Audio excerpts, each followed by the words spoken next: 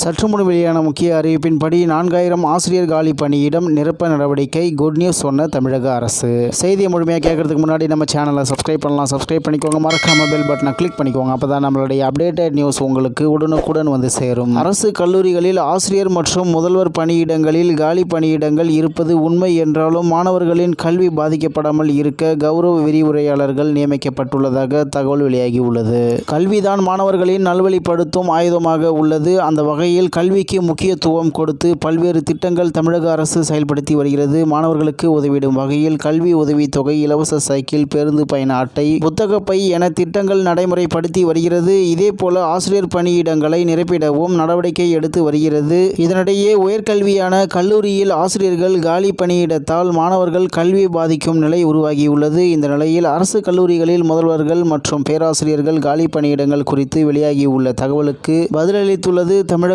அரசு. இது தொடர்பாக உயர்கல்வித்துறை அமைச்சர் கோவி செழியன் வெளியிட்டுள்ள அறிவிப்பில் தமிழ்நாட்டில் மொத்தம் 180 அரசு கலை மற்றும் அறிவியல் கல்லூரிகள் இயங்கி வருகின்றன. இந்த கல்வியாண்டில் மட்டும் முதலமைச்சர் அவர்களின் உத்தரவின்படி கல்லூரிகளே இல்லாத பகுதிகளில் புதியதாக 15 அரசு கலை மற்றும் அறிவியல் கல்லூரிகள் தொடங்கப்பட்டுள்ளன. அனுமதிக்கப்பட்ட கல்லூரி பேராசிரியர்கள் பணியிடங்கள் குறித்தும் நிரப்பப்பட்ட முதல்வர்கள் குறித்தும் முற்றிலும் தவறான செய்திகள் வெளியிடப்பட்டுள்ளது. உதாரணமாக அரசு கலை மற்றும் அறிவியல் கல்லூரிகளில் 1500 பேராசிரியர்கள் மட்டுமே உள்ளனர் என செய்தி வரப்பெற்றுள்ளது. ஆனால் உண்மையில் 4711 பேராசிரியர்கள் நிரந்தரமாக பணியாற்றி வருகின்றனர். மேலும் 9000 ஆசிரியர் பணியிடங்கள் காலியாக உள்ளது என தெரிவித்துள்ளதும் தவறானதாகும். காலி பணியிடங்களில் கௌரவ விரிவுரையாளர்கள் நியமனம் செய்யப்பட்டு மாணவர்களின் கல்வி பாதிக்காமல் இருக்க ஏற்பாடு செய்யப்பட்டுள்ளது. மேலும் 2015ஆம் ஆண்டிற்கு பிறகு ஆசிரியர் தேர்வு வாரியத்தின் மூலம் ஆசிரியர் பணியிடங்கள் நிரப்பப்படாததால் இந்த காலி பணியிடங்கள் ஏற்பட்டுள்ளன. இதனை சரி செய்ய இவ்வரசு பொறுப்பேற்றவுடன் 4000 ஆசிரியர் பணியிடங்களை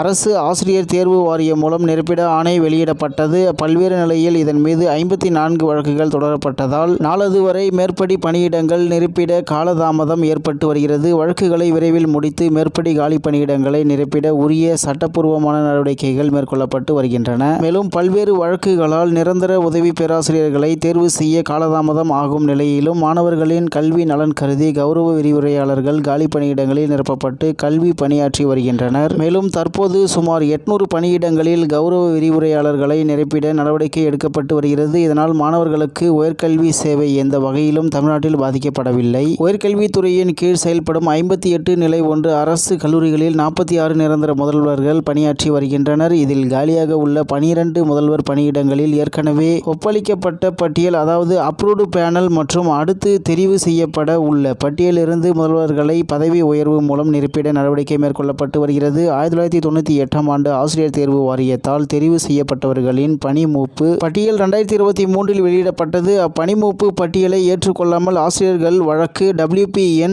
20170/2023 தொடுத்து தடையாணை பெற்றுள்ளனர். இதன் காரணமாக கல்லூரி முதல்வர்கள் பதவி உயர்வு வழங்குவதில் அரசுக்கு தாமதமாகி உள்ளது. இவ்வழக்கில் எதிர் உறுதி ஆவணம் உடனடியாக தாக்கல் செய்யப்பட்டுள்ளது. இதன் மீதான இறுதி ஆணை இதுவரை நீதிமன்றத்தால் வெளியிடவில்லை. வழக்கினை விரைந்து முடித்திட சட்ட ரீதியான உரிய நடவடிக்கைகள் மேற்கொள்ளப்பட்டு வருகிறது. வழக்கு முடிவுக்கு வந்தவுடன் காலியாக உள்ள கல்லூரிகளில் முதல்வர்கள் பணியமர்த்தப்படுவார்கள். எனினும் கல்லூரியின் நிர்வாக நலன் மற்றும் மாணவர்கள் நலன் கருதி முதல்வர் பணியிடம் காலியாக உள்ள கல்லூரிகளில் கல்லூரியின் மூத்த பேராசிரியர்கள் முதல்வர்களாக முழு கூடுதல் பொறுப்பில் நியமிக்கப்பட்டு சிறப்பாக பணியாற்றி வருகின்றனர் என அமைச்சர் கோவி செழியன் தெரிவித்துள்ளார் என்று தகவல் வெளியாகியுள்ளது என்பது குறிப்பிடத்தக்கது.